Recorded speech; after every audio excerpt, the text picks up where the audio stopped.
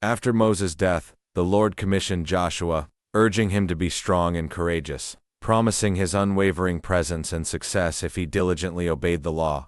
Joshua immediately prepared the Israelites to cross the Jordan. First he dispatched 2 spies to Jericho. There a woman named Rahab, confessing faith in the God of Israel, bravely hid them from the city's king. In return for her protection, the spies promised safety for her family, instructing her to hang a scarlet cord from her window as a sign. 3 days later, the people moved to the banks of the Jordan.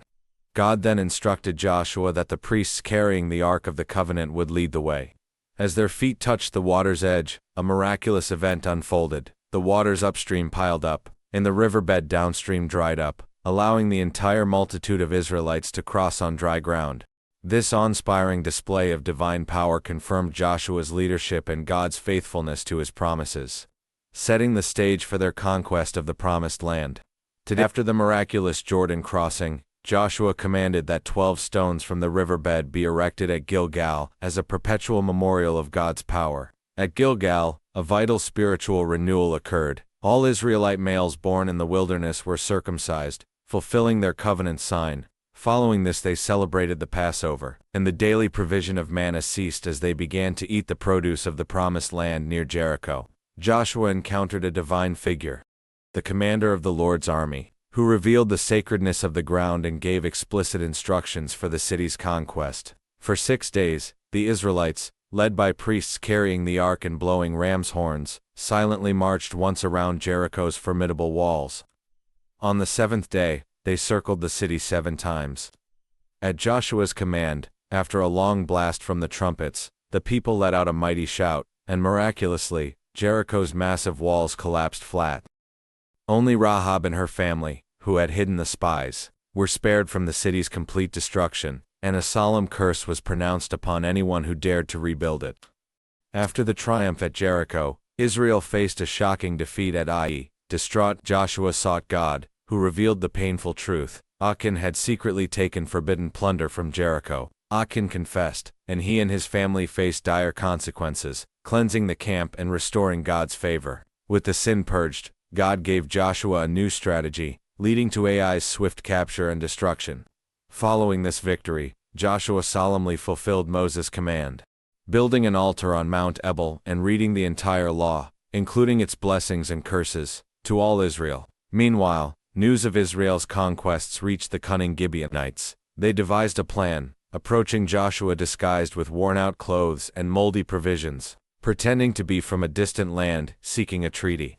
Without consulting the Lord, the Israelite leaders made a peace covenant with them. 3 days later, the deception was uncovered.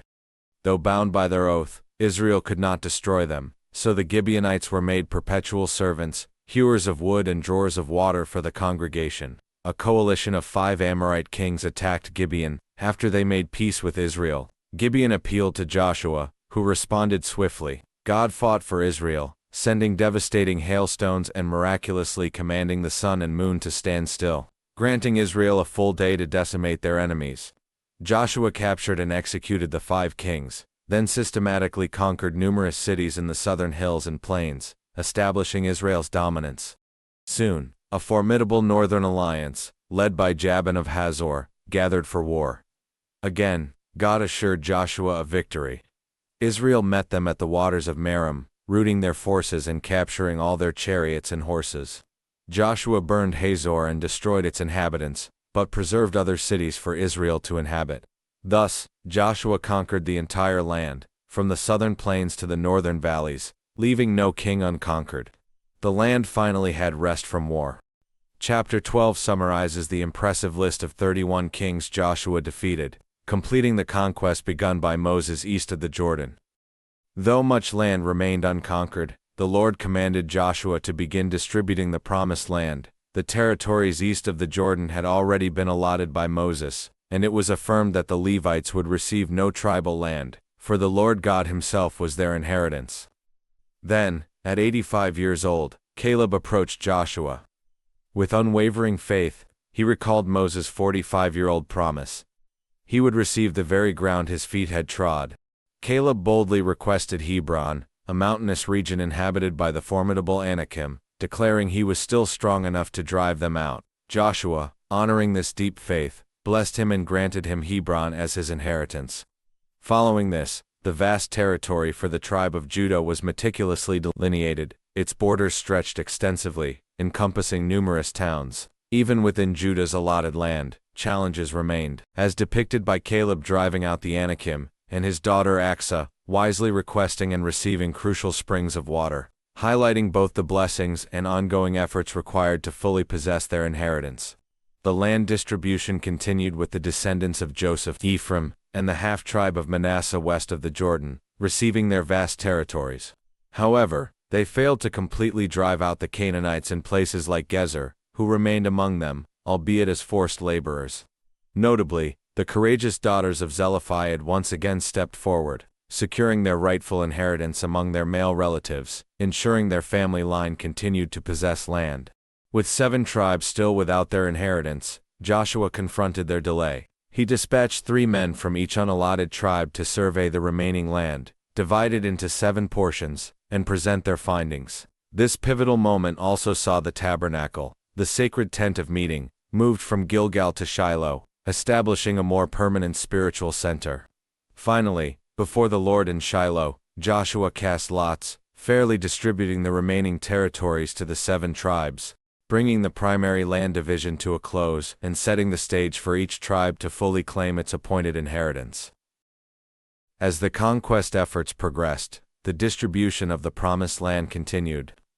The remaining 7 tribes, Simeon, Zebulun, Issachar, Asher, Naphtali, and Dan, each received their inherited territories by lot, with their boundaries meticulously detailed. As a personal reward for his faithful leadership, Joshua himself was granted his chosen city, Timnath-Serah, within the territory of Ephraim. A crucial next step was the establishment of cities of refuge. As commanded by God, 6 cities across Israel were set aside, providing sanctuary for anyone who accidentally killed another, ensuring they could flee from blood avengers and receive a fair trial. This demonstrated God's meticulous care for justice and mercy within the new society. Following this, 48 cities with their surrounding pasture lands were allocated to the Levites from the various tribal territories. This ensured that the priestly tribe, who had no land inheritance of their own, were provided for and strategically placed throughout Israel to fulfill their spiritual duties. Ultimately, every single promise God had made to the house of Israel concerning the land came to pass. Not one word failed. The tribes of Reuben, Gad, and half Manasseh, having helped conquer Canaan, were blessed by Joshua and sent back across the Jordan. Upon their return, they built a large altar by the river, sparking immediate alarm among the western tribes who feared an act of idolatry that would bring God's wrath. A delegation led by Phinehas confronted them. The eastern tribes earnestly explained their true intent. It was a monument, a witness, to ensure their children would always remember their shared heritage and right to worship the same God, preventing future division. This explanation averted a potentially disastrous civil war. Later, in his first farewell address, an aged Joshua earnestly reminded the Israelites of God's unwavering faithfulness. He urged them to cling to the Lord, to avoid mixing with the remaining Canaanites, and to serve only God, warning of severe consequences if they strayed. Then, at Shechem, Joshua gathered all Israel for a solemn covenant renewal. He recounted their history from Abraham to their present victory, presenting them with a clear choice: serve the Lord, who had done so much for them, or the gods of their ancestors. The people emphatically declared, "We will serve the Lord." Joshua formalized this covenant with them, setting up a great stone as a lasting witness. Soon after, Joshua, the faithful servant, died, and then Eleazar, the priest, marking the end of an era of miraculous conquest and the beginning of a new chapter for Israel. Subscribe.